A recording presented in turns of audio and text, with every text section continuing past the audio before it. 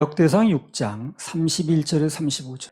언약궤가 평안한 곳을 얻은 후에 다윗이 이 아래에 무리를 세워 여호와의 집에서 찬송하는 일을 맡게 하매 솔로몬이 예루살렘에서 여호와의 전을 세울 때까지 저희가 회막 앞에서 찬송하는 일을 행하되 그 반열대로 직무를 행하였더라.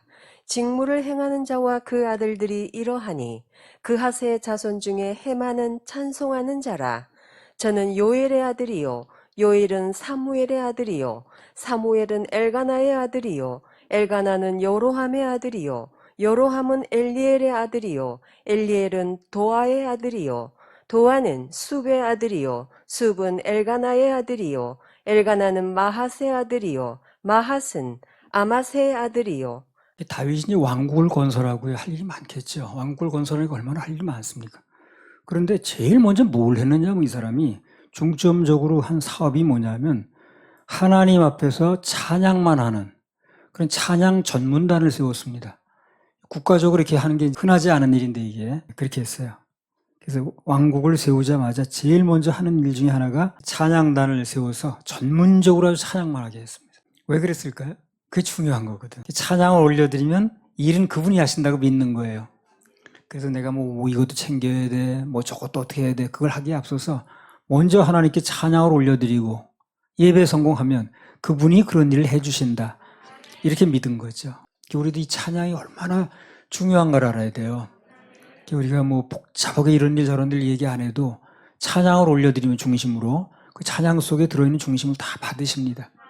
그 사람 필요가 뭔지, 기도 제목이 뭔지, 소원이 뭔지 다 주님께서 알아들으시고 그 찬양을 받으시고 응답하시는 거예요. 이 찬양을 그렇게 가볍게 생각하면 안 됩니다. 그리고 그날 찬양 한번 부르라고 기회 드리는 것도요. 굉장한 기회를 드리는 거예요. 예. 시편 22편 3절. 이스라엘의 찬송 중에 거하시는 주여 주는 거룩하시니이다. 그래서 이스라엘의 찬송 중에 거하신다고 그랬어요, 주님이. 뭐 여러 가지 뭐 그 일하는 중에 또 무슨 말하는 중에 여러 가지 경우가 있겠습니다만 특별히 찬양하는 중에 그분이 거하신다고 그랬어요. 우리 예배 중에도요. 찬양을 참 많이 부르는 편인데 중심을 다해서 올리면 그 찬양 중에 임하셔서 그분이 지각에 뛰어나시니까 그 사람이 무슨 필요가 있는지 기도 제목이 뭔지 다 응답하시는 거예요.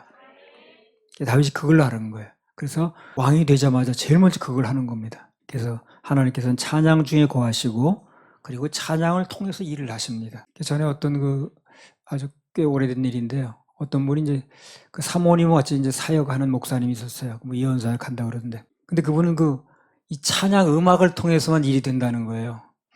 그래서 그 사모님이 피아노 반주하고 하면 자기 뭐 이렇게 사역이 된다고 그러더라고. 역대하 20장 20절에서 23절. 이에 백성들이 일찍이 일어나서 두고와 들로 나가니라.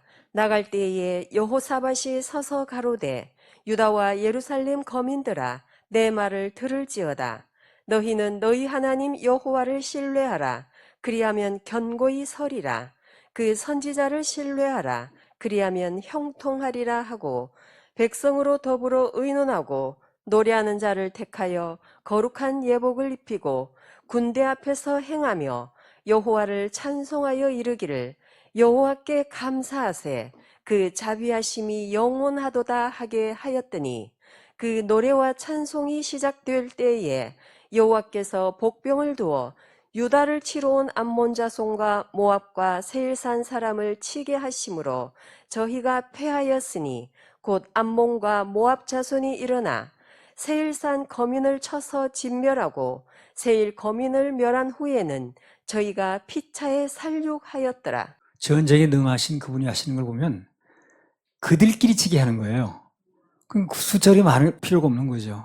기도원 때도 그랬고 자기네끼리 막 치게 만드는 거거든. 어떻게 뭘 했을 때 이런 역사가 일어났냐는 거거든요. 22절 한번 읽어보세요. 그 노래와 찬송이 시작될 때에 여호와께서 복병을 두어 유다를 치러 온 암몬 자손과 모압과 세일산 사람을 치게 하심으로 저희가 패하였으니. 그러니까 역사하시는 시점이 중요한데요. 그 하나님께서 언제 역사하셨냐면 찬송이 시작될 때. 그때가 하나님 일하시는 시점입니다. 그러니까 우리도 중심을 다해서 찬양을 올려드리면 그때가 주님께서 일하시는 시점이 되는 겁니다. 그래서 뭐 기도도 우리가 물론 해야 됩니다. 그러나 더 위력 있는 게 찬송입니다. 그래서 정말 답답하고 어려울 때는 그 바울과 신라가 찬송을 터뜨릴 때 옥토가 움직였듯이 찬양을 올리면 좋습니다. 이 찬양이 강력한 군대가 되는 거예요. 승리의 요건이 되는 것입니다. 여호수아 6장에 그 여리고성이 무너지죠. 그때도 찬양대를 앞세우잖아요. 거기 활을 쏘거나 무슨 돌을 던지거나 뭐 그런 게 아니라 찬양대가 앞서서 행하잖아요. 찬양 부르면서 나가는 거예요. 근데 나중에 그게 얼마나 위력이 센지 그냥 나중에 여리고 성벽이 저절로 무너내렸죠. 아니 뭘 어떻게 해서 그 여리고 성벽이 무너지겠어요. 그 찬양의 위력이 그만큼 세다는 얘기라는 거거든. 방금 얘기했듯이 사도행전 16장에도 보면 바울과 신라가 찬양할 때 그 옥토가 지진이 났습니다.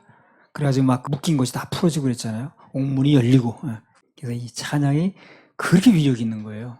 막 옥토가 움직이고 지진 난 것처럼 옥문이 열리고 여리고성이 무너지고 자기네끼리 싸우게 만들고 하는 게 다 찬양을 기점으로 이렇게 일어난 거예요. 그래서 우리 교회는 어쨌든 찬양을 좀 올리려고 하는 거예요. 그 역사가 강하니까. 그래서 개인 찬양도 하고 또 그룹 찬양도 하고 또 악기를 통해서 올려드리고 찬양을 많이 하는 겁니다. 그걸 또 듣고 싶어 하시니까. 시편 28편 6절. 여호와를 찬송하며 내 간구하는 소리를 들으심이로다. 그래서 찬송이 간구입니다. 그렇죠? 찬송이 간구고 찬송이 기도가 되는 겁니다. 곡조 달린 기도라고 그러잖아요. 찬송을. 찬송을 부르면 역사가 나타나는 거예요. 찬송가 389장에 보면 우리 대장 예수 길을 가지고 접전하신 곳에 가신 것 보라. 그런 가사가 나오죠. 이 가사에 보면 접전하는 곳에는 우리 주님께서 가신다고 그랬거든요. 우리 이제 뭘 하는가? 형제들아 찬송합시다. 우리는 예배 드리고 찬송 부르면 되는 거예요. 우리가 부르는 이 찬송가가요. 하나님께는 신나는 응원가가 되는 겁니다. 아, 잘하십니다. 주님 정말 너무너무 잘하고 계십니다. 아주 뭐 그냥 동의해 드립니다. 응원해 드립니다. 하는 그런 뜻이 들어있는 거예요. 찬양 중에. 응원을 시원찮게 하면 안 되지. 그렇잖아요. 응원을 신나게 막 해야지. 이기면 이기는 거고 뭐 저도 이렇게 응원하면 되겠어요. 그래? 저 야구장이나 축구장 가면 그 응원들 얼마나 열렬하게 합니까? 막 목이 터져라 하고 그냥 막 치어리더들이 막 열심히 신나게 하잖아요. 시원찮게 하든가 그 사람들이요. 그게 응원이 되는 거거든. 그래서 그 응원이 힘이 되니까 홈그라운드가 좋다는 거 아니에요? 원정이 힘들고. 그래서 우리가 하나님께 올린 찬양, 중심을 다해서 올린 찬양이 그분에 대한 뭐 응원가가 되는 거예요. 응원가가. 응원가를 시원찮게 하면 안 되지. 응원가를 힘있게 아주 신나게 올려드려야지. 그래야 내 인생에 그분이 일을 해주시는 거라. 그러니까 내가 무슨 기도 제목이 있다라든가 뭐가 좀 소원이 있다라든가 뭐가 치료가 필요하다든가 이제 이럴 경우에 그거를 자꾸 중점적으로 생각할 게 아니라 그게 급한 게 아니에요. 하나님 일해 주셔야 되는 거니까. 그래서 그분이 들으실 수 있도록 그분에게 중심이 통할 수 있도록 찬양을 많이 올리면 좋습니다. 자, 그게 중요한 거예요. 다윗이 그걸 알기 때문에 제일 먼저 뭐 성도 쌓아야 되고 여러 가지 할 일이 있는데 그걸 제일 먼저 하는 거예요. 찬양 부르는 전문단을 세우는 거예요. 그 주님이 일하신다는 거거든. 시편 150편 1절에서 6절. 할렐루야. 그 성소에서 하나님을 찬양하며 그 권능의 궁창에서 그를 찬양할지어다. 그의 능하신 행동을 인하여 찬양하며 그의 지극히 광대하심을 쫓아 찬양할지어다. 나팔 소리로 찬양하며 비파와 수금으로 찬양할지어다. 소고치며 춤추어 찬양하며 현악과 퉁소로 찬양할지어다. 큰 소리 나는 제금으로 찬양하며 높은 소리 나는 제금으로 찬양할지어다. 호흡이 있는 자마다 여호와를 찬양할지어다. 할렐루야. 호흡이 있는 자마다 여호와를 찬양하라는 거예요. 가장 근본적인 일이죠. 그러니까 숨 쉬고 있는 사람이 가장 근본적으로 할 일이 찬양하는 거예요. 그 다음에 시편 33편 1절. 너희 의인들아 여호와를 즐거워하라. 찬송은 정직한 자의 마땅히 할 바로다. 찬송은 정직한 자의 마땅히 할 바라는 거예요. 뭐 하고 말고 뭐 선택의 여지가 없는 거예요. 당연히 해야 됩니다. 당연히. 시편 47편 1절.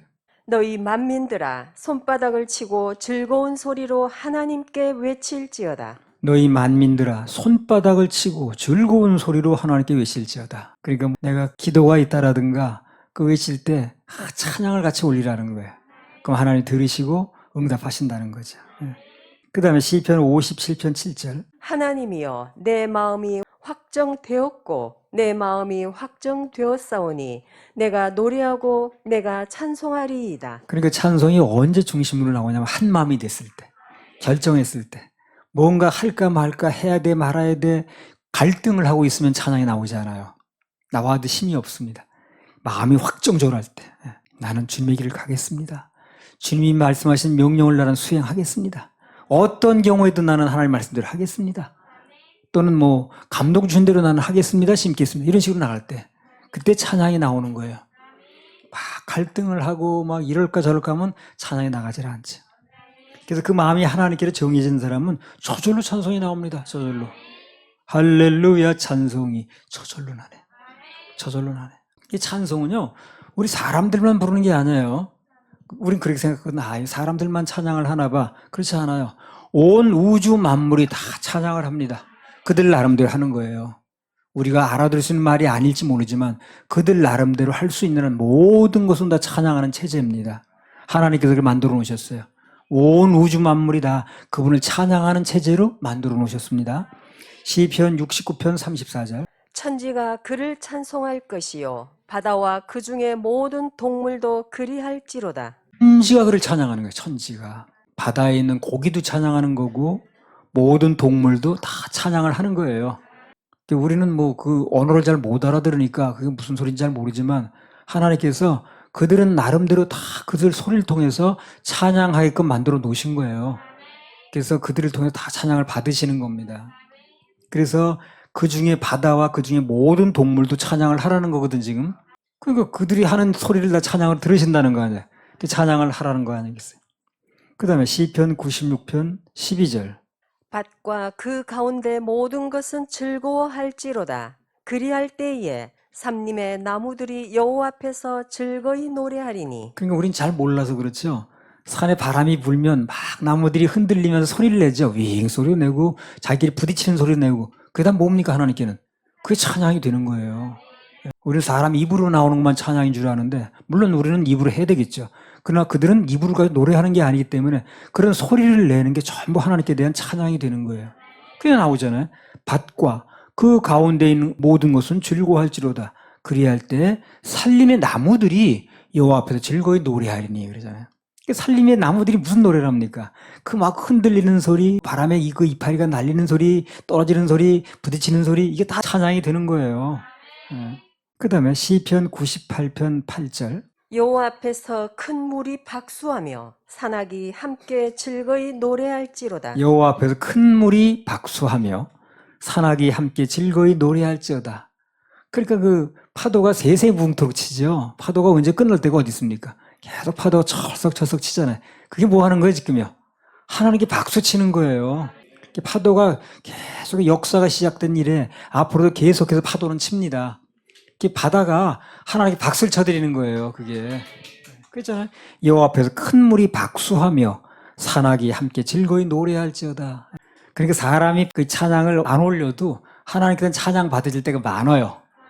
그럼에도 불구하고 사람에게 찬양을 요구하신다는 건 특권이죠. 특권. 이 특권을 잊으면 안 돼요. 그 다음에 시편 103편 20절 21절. 능력이 있어 여호와의 말씀을 이루며 그 말씀의 소리를 듣는 너희 천사여 여호와를 송축하라. 여호와를 봉사하여 그 뜻을 행하는 너희 모든 천군이여 여호와를 송축하라. 그러니까요, 이 찬양이라는 건 그렇습니다. 물론 사람도 합니다. 그리고 온 우주 만물이 다 찬양을 하는 거예요. 돼지가 자기 소리 내는 것도 다 그 찬양이고, 소가 음매하는 것도 찬양이고, 그 동물들이 소리 내는 게 다 찬양이 되는 거예요. 나름대로. 그런데 하늘에 있는 천군 천사도 또 찬양을 합니다. 그 찬양을 우리 잘 못 들어봤습니다. 근데 이제 천국 가면 그 찬양을 듣게 됩니다. 아, 참 멋있다. 천사들이란 찬양은 저런 거구나. 그래서 그 예수님 탄생 시에도 그 목자들에게 찬양이 울려 퍼지고 그랬잖아요. 그래서 천군 천사가 됐든 모든 뭐 동물이 됐든 바닷물이 됐든 인간이 됐든 모든 우주 만물은 다 찬양하는 체제입니다. 그렇게 만들어 놓으셨어요.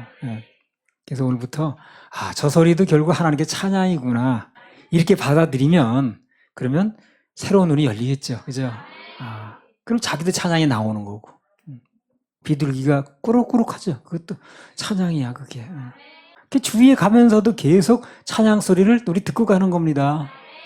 자연이 좋은 거예요. 그래서 자연은 찬양 소리인데 저 자동차 소리는 찬양이 아니야, 이거는요. 사람이 만드는 기계 소리는 찬양이 아닙니다. 그래서 그건 시끄러워.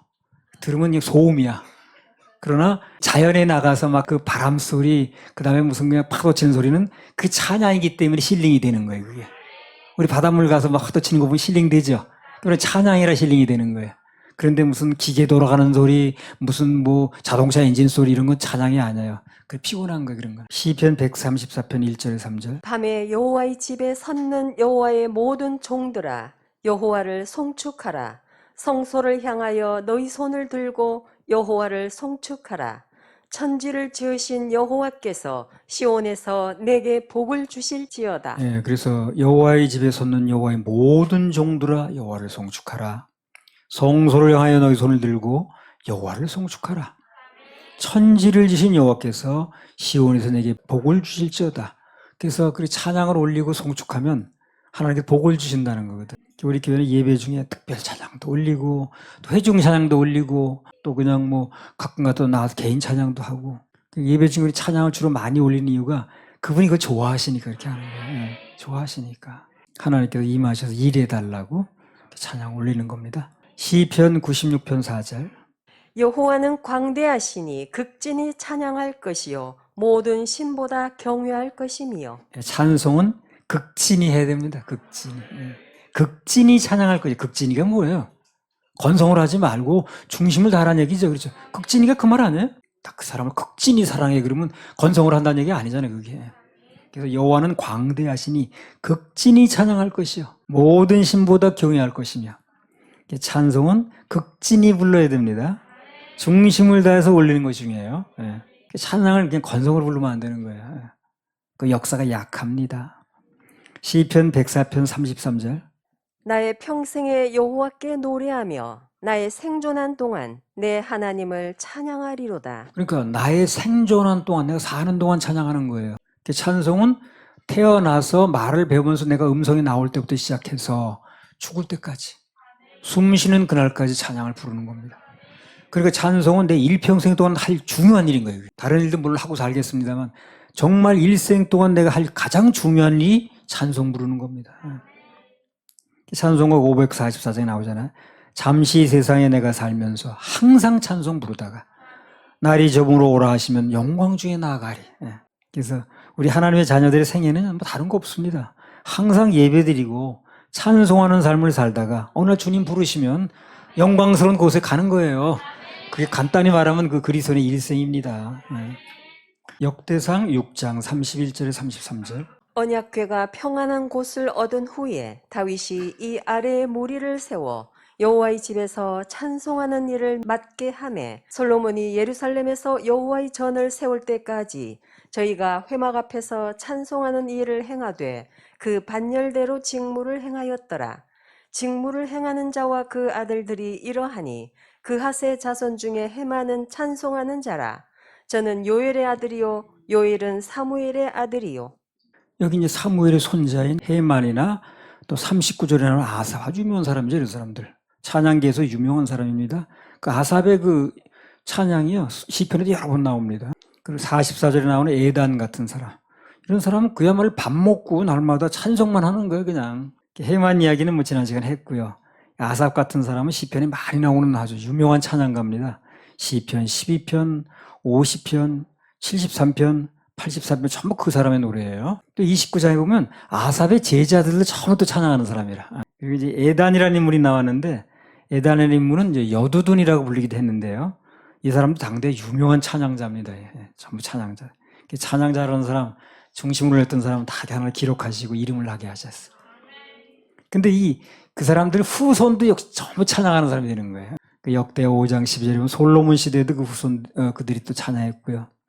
또 29장 14절에 보면 역대야 히스기야 시절에도 역시 또 그 후계자들이 다 또 찬양을 했습니다. 역대야 35장 15절에 요시야 시대 그 후손도 계속해서 찬양하는 자로 쓰임 받았어요. 그래서 늘 말하듯이 한 번 길을 어떻게 들어놓느냐가 중요해요. 길을 그렇게 들어놓으면 자손들 다 그 길을 가는 거예요.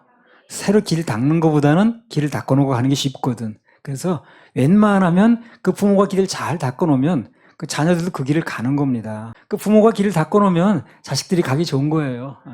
그래서 우리는 뭐 다른 길보다도 예배의 길을 닦아놓으면 좋아요. 중심을 다해서 예배의 길을 닦아놓고 또 내가 행복한 삶을 살면 자녀들도 웬만하면 그 길을 다 갑니다.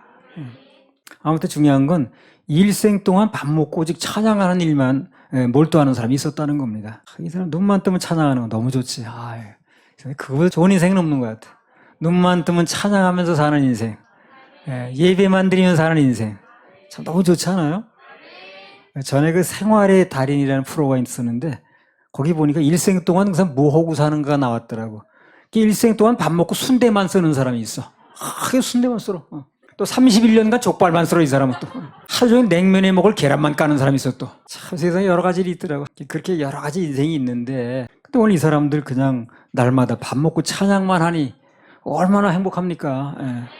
물론 이상 사람이 다 이렇게 밥 먹고 찬양만 하고 있을 수는 없어요. 그러나 특별히 그렇게 부름받은 사람이 있다면 더 감사가 넘쳐야 됩니다. 나는 특별히 다른 일은 없고 예배드리고 찬양하는 일만 하면 된다. 이렇게 부름을 받았다면 너무너무 감사한 거죠. 다 그렇게 부름받을 수는 없거든. 그래서 그런 의미에서 찬양할 때 아주 중심을 다해야 됩니다. 할렐루야. 불러주신 하나님께 박수 올려드려요. 하나님 앞에서 복받은 또 한 부류의 사람들이 있는데 뭐 비슷하긴 합니다만 한번 보겠습니다. 역대상 6장 49절에서 53절. 아론과 그 자손들은 번제단과 향단 위에 분향하며 제사를 드리며 지성소의 모든 일을 하여 하나님의 종 모세의 모든 명대로 이스라엘을 위하여 속죄하니 아론의 자손들은 이러하니라. 그 아들은 엘르아살이요 그 아들은 비느하스요 그 아들은 아비수아요 그 아들은 붓기요 그 아들은 우시요 그 아들은 스라히야요 그 아들은 무라요시요 그 아들은 아마랴요 그 아들은 아히두비요 그 아들은 사독이요 그 아들은 아히마스더라. 앞서 이제 헤만이나 뭐 아삽 이런 사람들은 주로 이제 찬양만 주로 했는데 이 사람들은 주로 뭘 해요? 밥 먹고 눈만 뜨면 밤낮 없이 제사 지내는 거예요. 즉 예배만 드리는 사람이라. 이거 참 복받은 인생이 없다 그랬죠. 뭐 내가 선택해서 되는 것도 아니고 그분이 불러주셔야 되는 건데 뭐 아무 집하나 되는 게 아니거든. 이렇게 부른 사람이 따로 있거든. 이렇게 부름 받은 사람은 감사해야 돼. 그래서 아무나 부르는 게 아니기 때문에 우리 서울교만 해도 안 그렇습니까? 여기 뭐 누구나 올 수는 있어요. 그러나 아무나 오는 데가 아니더라고 여기가. 그렇죠? 누구나 올 수 있어요. 그러나 아무나 오지는 않더라고. 정말 주님께서 복 주시기로 천국에 들이시기로 한 사람이 오는 거지 아무나 오지는 않더라고. 누구나 올 수 있긴 하지만 우리가 그렇게 여기 부름 받았다면 정말 감사해야 됩니다. 참 복받은 인생이라고 하시면 돼요. 오늘도 예배 드리게 해주신 게 얼마나 감사 조건인가 이게. 그런 의미에서 우리 또 이 예배 드릴 수 있는 나라를 또 지켜야 되는 거예요. 그래서 예배가 중요하니까. 사단의 세력은 지금도 각종 수단을 내세워가지고 예배 드리는 이 나라를 뒤집어 보려고 그러는 거예요. 예배 못 드리게. 그럴수록 우리는 더 예배 성공해서 하나님께서 우리나라를 지켜주실 명분을 드려야 돼. 명분. 지켜주실 명분이 있어야지. 누굴 도우는 것도 안 그래요? 그 사람 도울 명분이 있어야지. 도울 명분도 없는데 계속 도와줘 그렇지는 않거든. 우리가 늘 예배 자리는 이게 우리가 얼마나 복받은 입장인가 이걸 알아야 됩니다. 조금이라도 느낀다면 예배를 중요하게 여겨야 되고 예배 시간에 마음과 중심을 다 해야 됩니다. 그렇지 못한 거 보면 좀 너무 안타깝습니다. 마음과 중심을 다 드려야 돼요. 할렐루야. 우리 하나님 감사하게 없습니다. 다음 시간에 뭘 하느냐 하면 여기 도피성 얘기가 나왔어요. 도피성 얘기는 뭐 우리 유튜브에도 간단하게 또 소개가 되어가지고 지금 뭐 이렇게 뭐 몇천 명이 보고 그랬습니다만 뭐 그 얘기도 또 나오긴 하겠습니다. 다른 측면에서 다음 주부터 이렇게 한번 도피성 얘기를 한번 해보도록 하겠습니다.